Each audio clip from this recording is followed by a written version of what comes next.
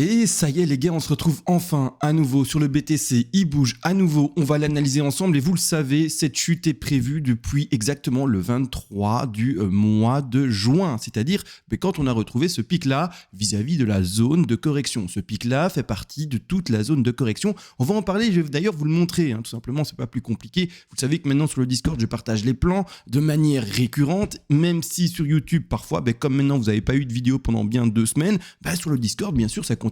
Et il y a également les lives. Donc ici, vous le voyez, le plan qui se construit, on voit toujours la baisse, on voit pas de hausse, etc. Et pour vous montrer exactement, bien sûr, le fait qu'on ait trouvé, entre guillemets, le top, on voyait bien tout cela depuis le 24 ici. Regardez bien le 24, on avait retrouvé le top aux alentours des 31 000, quasiment 32 000, je sais plus trop exactement, on regardera sur le cours. Et on attend la 2 dans cette zone des 28 000 et quelques à 27 000 et quelques. Oui, la construction se fait très lentement et très longue, mais l'objectif, c'est de descendre là-bas en bas. D'accord? Donc on y est.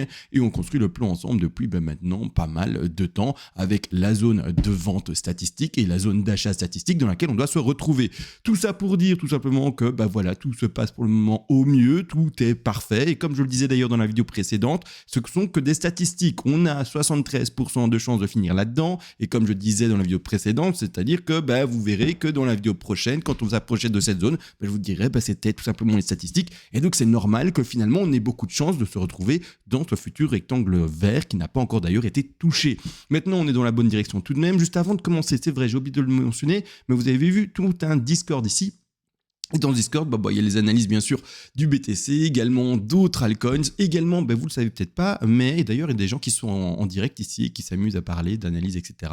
Apparemment ici on a Versin qui analyse quelque chose avec du Cro et qui sont en vocal, mais bref, on a un forum dans lequel on retrouve pas mal de sujets d'analyse, surtout sur le BTC c'est vrai, mais d'autres sujets, crypto-monnaie, tout ce que vous voulez. On a également bien sûr ici les lives, d'accord, donc ici avec leur rediffusion, vous cliquez, voyez bien simplement le live du 23, vous cliquez, vous voyez tout simplement le live du 20, vous cliquez, vous voyez le live ici du 19, bref, les lives, ici vous cliquez, vous voyez le live, c'était quelle date ça? Le 18, bref, vous voyez tous les lives qui sont disponibles, bien sûr, et c'est pas fini, il y a également bien sûr les PDF avec le PDF qui correspond par rapport au Money Management et également le PDF qui correspond par rapport aux vagues d'Elliott Wave, vous le savez, tout ça écrit de manière correcte, en français, en résumé, pour que vous appreniez très rapidement, de toute façon, je suis là. D'ailleurs, tout ça, la question c'est surtout, est-ce que c'est gratuit, j'ai envie d'y aller, etc. En fait, non, vous le savez probablement, où est-ce que c'est écrit, où est-ce que j'ai mis tout ça, c'est ici, ça c'est autre chose. Ce qu'on voit ici tout simplement, c'est effectivement en fait la souscription mensuelle à maximum 30 € par mois. Pourquoi est-ce que je dis maximum? Parce qu'en fait, plus vous prenez, moins c'est cher. 1 mois, 30 €, 3 mois, 80, 6 mois, 150 et 12 mois, bien sûr également 290 €. Ici, j'avais fait un test par rapport, à un régime alimentaire. Pour ceux qui sont au courant, il y a ChatGPT qui est sur ce bazar et bref, je me suis amusé à lui demander un exemple pour voir tout simplement pour le sport. Bref, on s'en fout, on va directement dans ici les analyses, let's go, on va regarder ça. Alors la construction est classique, alors désolé par rapport aux vidéos publiques, c'est vrai que j'en ai pas fait pendant 2 semaines. Le décompte a bien entendu été soutenu pendant ces 2 semaines avec les personnes sur le Discord. Quand il se passe rien ici, c'est vrai que quand il y a beaucoup de néophytes sur les vidéos publiques, j'évite en fait de faire des vidéos parce que les gens ne comprennent pas en fait. Ils disent quoi, en fait ça monte, ça descend, ça monte, ça descend. Quand est-ce que ça bouge? Et en fait, ils n'arrivent pas à faire le lien entre ce que j'explique réellement et en fait ce qu'on voit au cours, c'est-à-dire que le cours peut stabiliser comme il l'a fait ici pendant 2 semaines, un mois même, on va le dire avant de break vers le bas.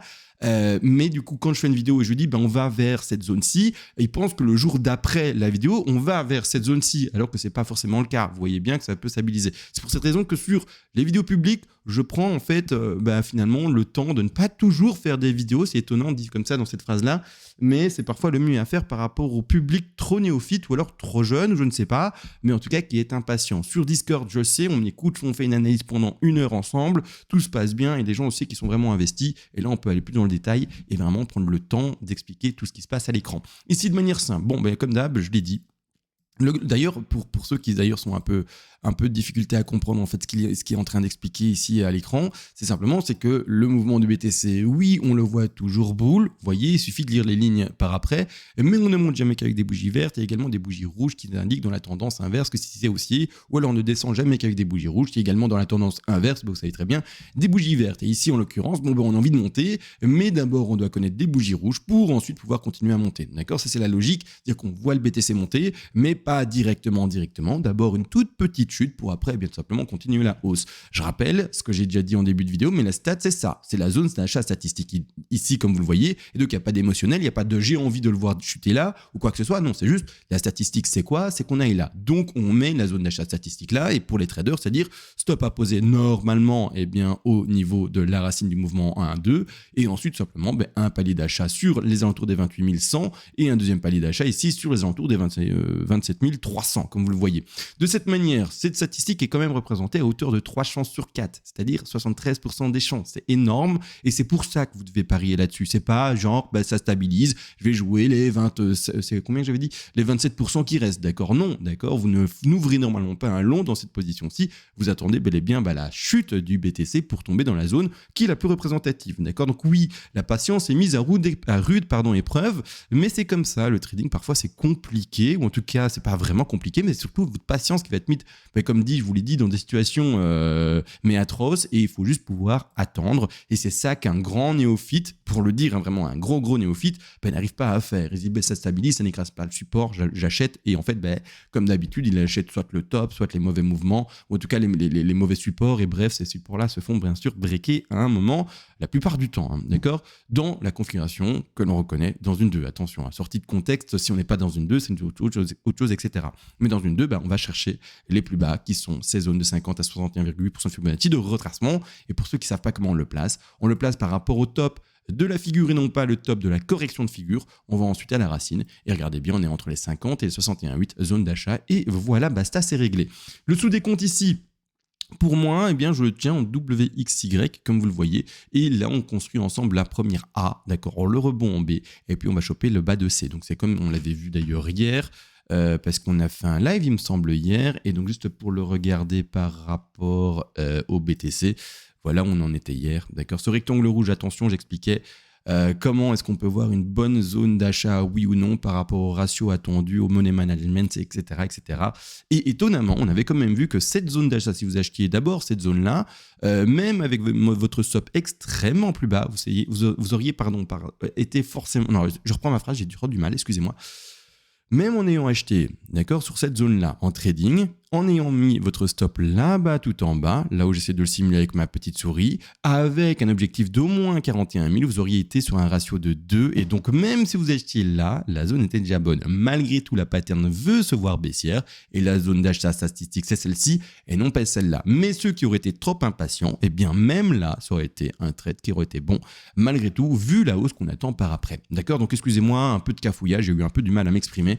À mon avis, c'est le manque d'eau parce que je viens de faire 2 heures de vélo, je viens de rentrer et effectivement, je suis un peu HS. Maintenant, de toute manière, voilà, on a fait la première A, d'accord, on a fait, selon moi, la B et puis la C. Pourquoi est-ce que je dis selon moi? Parce que je ne vois plus, vu en fait la correction qu'il y a eu ici, d'hypothèses pour, par exemple, une flat en running ou une flat en étendue ou quoi que ce soit comme flat.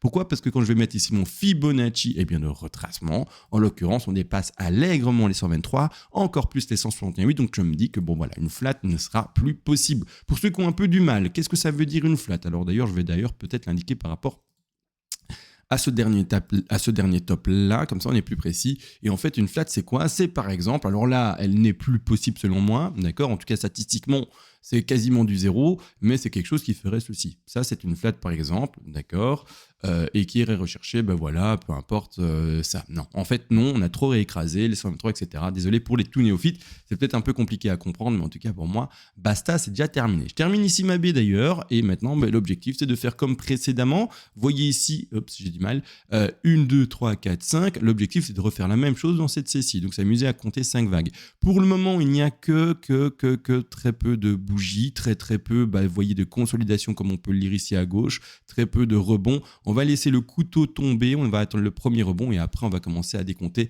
la C avec ce décompte en 1, 2, 3, 4, 5 comme vous le visionnez ici à l'écran. Également, est-ce que nous ne serions pas potentiellement effectivement sur une B qui a été là, pour ceux qui se posent la question, et on serait peut-être déjà en train de faire cette première une, d'accord, de cette manière, une 2 là, une 3 maintenant, 4 et puis 5. C'est peut-être le cas, mais le récit ici m'encourage m'encourage peut-être à me dire que ce n'est pas le cas parce qu'on fait, comme vous le voyez ici, un plus haut sur le récit.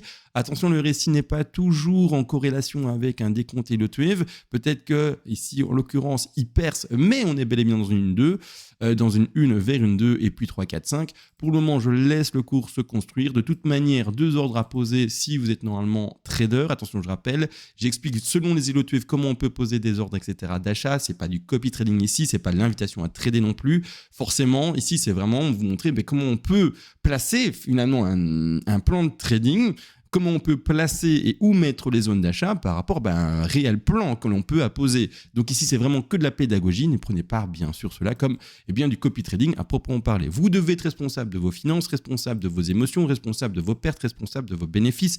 C'est logique et pas après, en fait, si jamais le Gugu sur YouTube s'est trompé, ah mince, c'est de sa faute si j'ai perdu de l'argent. Non, c'est toi, tu es responsable d'avoir écouté ou tu es responsable d'avoir telle ou telle prise de position que tu auras choisi par toi-même. D'accord ? Donc tout le temps, toi-même, tu es responsable et donc je t'invite vraiment à faire tes propres analyses, à apprendre et de toute manière, viens sur le Discord, tu verras que tu apprendras beaucoup plus rapidement et je rappelle, 30 € pour un Discord, c'est-à-dire des lives pendant un mois, PDF, forum où on peut poser toutes ces questions, où on peut me parler également en vocal sans le moindre problème. 30 €, c'est tout de même rien quand on sait qu'un cours particulier, par exemple pour un élève en secondaire ou en tout cas un jeune élève, c'est au moins 50 € de l'heure. Bon, voilà, c'est vite réglé. On a vite compris que c'est assez intéressant. Malgré tout, ici, voilà, on s'attend à la chute ici, comme vous le voyez. Grande question, est-ce qu'on est déjà là-dedans ? Mais j'ai plutôt envie de voir ça.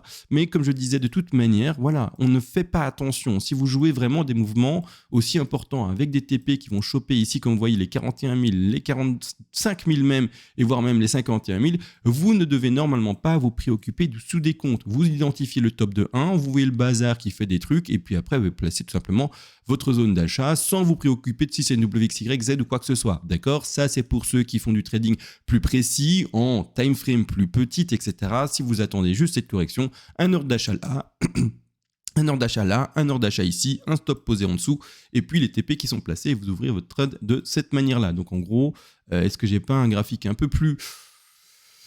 Ouais, ça, j'en parlerai plus tard. C'est dans le cas où on fait vraiment une B et une C assez courte. Et à ce moment-là, on a encore une X et une Z, mais j'en parlerai plus tard. C'est peut-être un peu trop complexe pour les vidéos en public. Ça, je le garde pour les vidéos en privé pour le moment. On en parlera, comme j'ai dit, plus tard. Bon, du coup, je pense que j'ai tout dit parce que c'est quand même trop complexe ici à l'explication. Ce que je voulais vraiment vous dire, c'est que vous ne devez pas faire gaffe à ça, en fait. Si vous jouez le degré bleu, le grand degré, on s'en fout de ce qui est en train de se dessiner là. On attend juste là, d'accord ? Si vous jouez tous les petits rebonds, etc., on ne s'en fout plus de ce qu'il y a là. On peut essayer, bien sûr, de choper les figures et voir ce que l'on peut faire par après, selon ça. D'accord ? Bon, ça, c'est trop complexe. J'en parlerai un autre jour avec vous, s'il est bien sûr nécessaire d'en parler. Sur ce, les gars, je pense que j'ai tout dit. Désolé pour l'absence, mais en soi, il se passait rien. Donc, c'est mieux que je ne fasse pas de vidéo et que je ne vous prenne pas la tête avec des oui, ça rebondit maintenant parce que ça doit rebondir et puis ça descend parce que ça doit descendre. Les gens se disent t'es boule ou t'es bear. Je suis toujours bear, mais oui, dans les petites time frames, sur ma vidéo, sur ma miniature, je mettrai parfois que ça rebondit ou parfois que ça chute. Et ça, c'est un peu compliqué quand on est dans un range, donc j'ai pris la liberté de ne pas faire de vidéo pour les néophytes. Sur ce, les gars, on se fait plein de bisous et on se retrouve à la prochaine. Allez, ciao.